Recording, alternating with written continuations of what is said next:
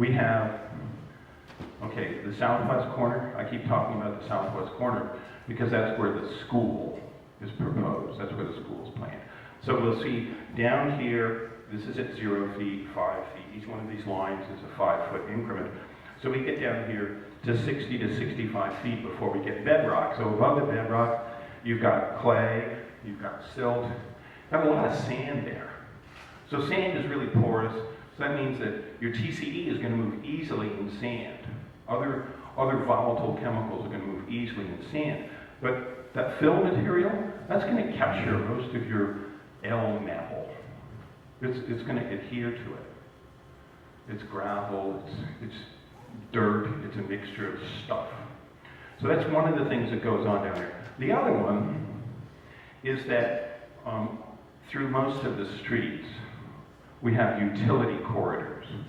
We have power lines, sewer lines, optic fiber cables, telephone lines, more power lines, water lines, and probably something else.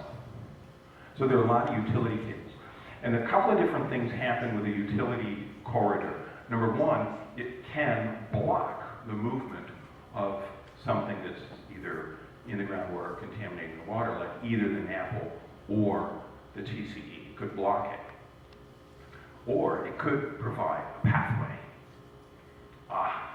If water can follow that pathway on the outside of the pipe, well, if it's not sealed to block it, maybe the same thing can happen with contaminants.